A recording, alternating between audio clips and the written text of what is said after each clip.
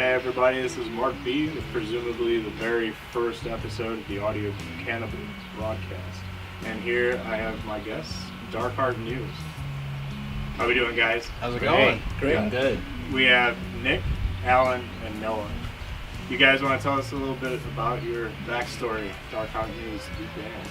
We, Noah and I got together March 2015, somewhere in there. Actually, I was looking for somebody to jam with and write songs with, so I put an ad on Craigslist, as one does.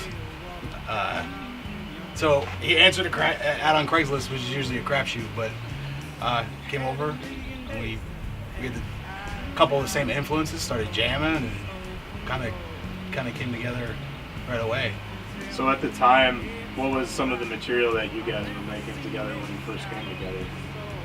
I think we were doing a lot of We were just jamming. Yeah. And then we would take little bits of the jams and then turn them into songs. You know, it's a little different now because we come with ideas and we'll work it out as a band. But then we would just jam for hours and then start working on a riff that sounded cool together or something. Good. We used to record stuff on the phone and then listen to it back. Be like, oh, this riff is good and this melody is nice. You know, just work on it. That's how we wrote songs. I knew Alan from a project that it was my solo stuff when we were playing together in like 2013, and then so the day the other drummer had quit, I went on Facebook and I was like, I'm looking for a drummer, and then like 23 seconds later he's like, dude, I'm there. So then he came through like probably like the next day or a couple days later, and it worked. Been magic ever since. I was like so happy. Like after we tried to jam with him, I was like, man, finally, like I had somebody like so like good, you know, and they could just get it right away, you know. And it was confusing at first too, because I've been in a lot of different bands, and all the way from metal to punk rock to slow it down to Dark Heart News. That's a whole different vibration. So the first couple jams, I'm jamming along with them. I don't know what to feel. I'm like, do they like it? Is it good? What's going on here? And I think they were just so impressed at like how good it actually sounded that I couldn't read them right, you know. Actually, we were just like, this guy fucking sucks. We need to get him out of here. Who is this guy? Yeah, get him out of here. Jesus. No, Awesome. it came together. It was great. So you guys got the whole band together, you were locking in a sound. What happened from there? Where did you guys go from there? What was your first recording experiences together? That was amazing. Our first recording experience, we were blessed to go to the Robert Lang Studios out in Seattle. Yeah, that was awesome. And you'd been in the band for like, I don't know, 6 months. So we had a lot of songs written that were going to be on an album that we wanted to record, and then that opportunity came along where we could go and record it at Robert Lang Studios. So we all took a family trip out to Seattle, and we had like 2.5 days to bang out 13 songs. Oh, yeah. So it was intense. It was, 11-hour days, but we got it done. First time music felt like a real job. Yeah. I'll tell you that. Yeah. So we finished all music in one day, and then we did. The second day was all just vocals, and then the third day we just did like extra stuff, like Tambourine. Yeah. Baddest tambourine in the and land. like more guitars. Yeah, a lot of guitar stuff, a lot of overdubs, solos and stuff. You got to sleep that day. Yeah. Yes, I did. On the couch. I was exhausted. Very exhausted. Jet lag. It was really fun. Yeah, it was a beautiful experience. We were there only like some of the few sunny days that Seattle gets for some reason. We were good luck for them. They loved it. We loved it. Yeah. The view was amazing. So, what has happened since then? Since you guys dropped your very first album, what has Dark Heart News been up to? What have you guys been doing? What have we been doing? The first thing we did when we came back is we started playing shows left and right once we had our album, because we had our CD release party. Yeah. And then after our CD release party, where was that at? The Cobra Lounge? Yeah, it wasn't. Yeah, Cobra Lounge. And like literally we kept, once we had our foot in the door there, we just kept upgrading. We went from the Cobra Lounge to the Cubby Bear, to the House of Blues, back to the Cubby Bear, and we're like, wow, Yeah, This has got to be amazing. I've been in bands for years and never played none of those venues. And it's just like, I love these guys. Aww. Oh.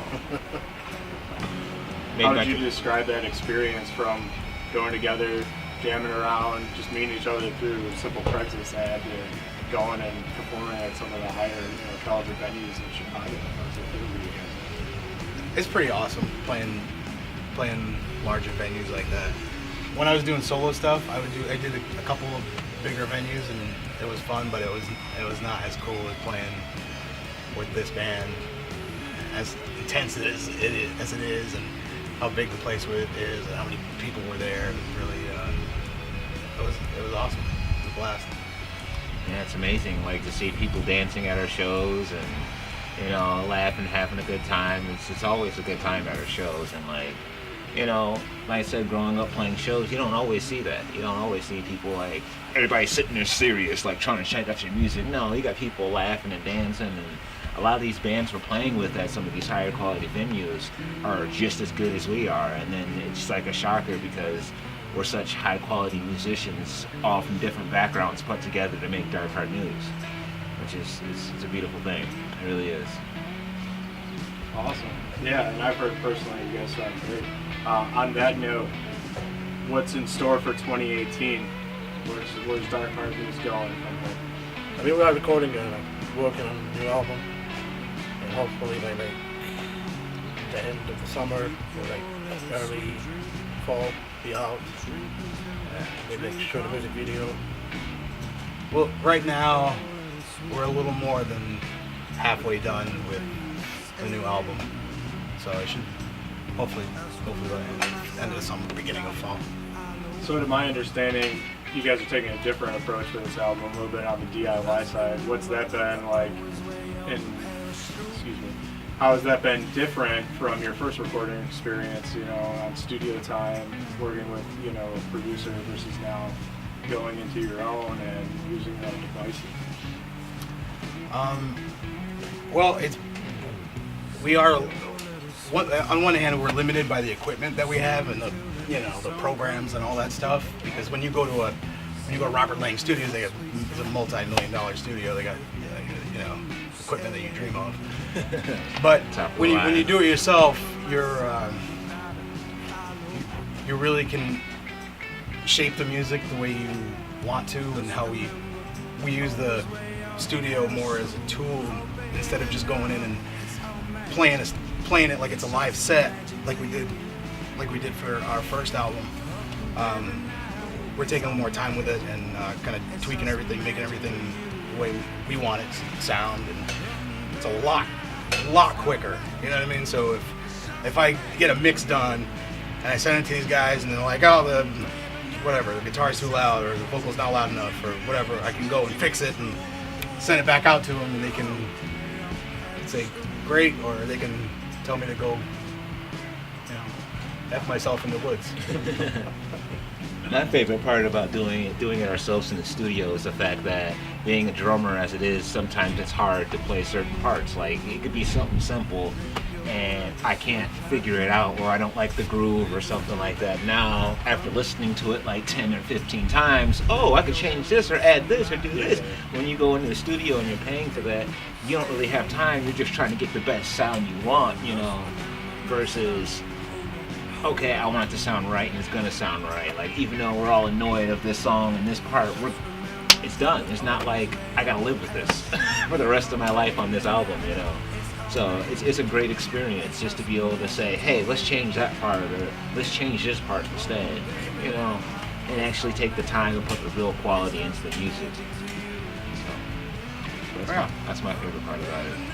Plus it's at my house, so I don't need to take a shower or even put on pants. I could just go into the studio and record some stuff, make Come out some the stuff. shower singing. There's that voice. Yeah. For me, sometimes I like to listen to while we're recording. Like, sometimes I hear stuff that's not in the song.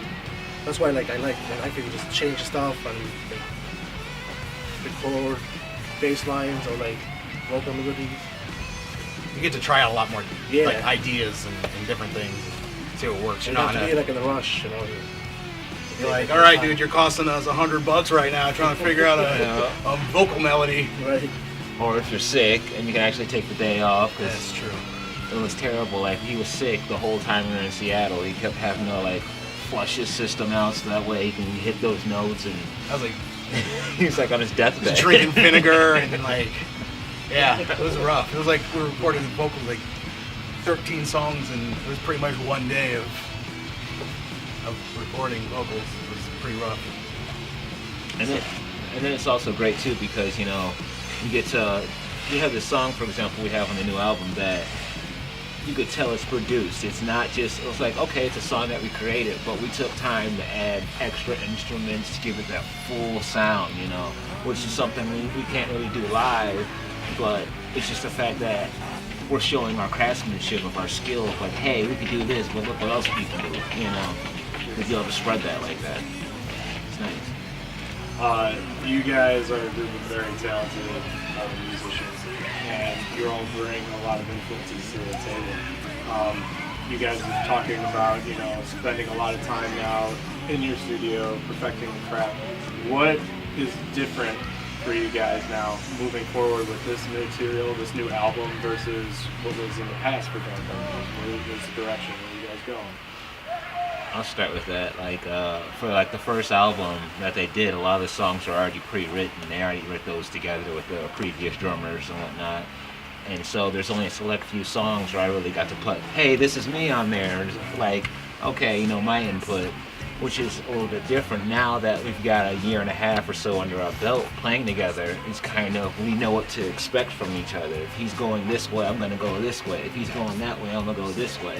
Or, hey, we should all come together right here. We should all break it down. We just kind of know now, which is great because that gives a more unique sound that way. Yeah, we get to we try out different musical ideas too, and more intricate stuff than we had on our first album too. So there's a lot more like musicianship. Like, I don't even know if that's the right way It's to like put more it. technical. Yeah. There's a lot of like technical stuff, like weird fill-ins and guitar stuff and some bass. This album to me is gonna feel more like an album that is put together in a studio versus let's just write songs. Because like the first album, you'll notice there's like the first half of the CD is more of like, to me in a sense, it's like the first half is one CD, the second half is another CD, because it's almost like a different vibe to it. But this one is more or less got that same vibe to it in the same sense, like a core album, I guess. That's what I'm getting based off of this from recording this album. I think the first Is that an album- ice cream truck? Yes. Yeah. A little chilly for it, but nonetheless. I want some ice cream. Ice cream! Ice cream! Just jump off into it. Just dive. All right, sorry, I didn't mean to interrupt. I just get excited. I used to be an ice cream truck driver. Little known fact. Nice. True story. Yeah. I'm Nick Corey, and I am the singer and guitar player in Dark Art News. And I'm Alan Pierce. I am the drummer for Dark Heart News. I'm Noah Rafati. I'm the bassist of Black Heart News. And we are Dark Heart News.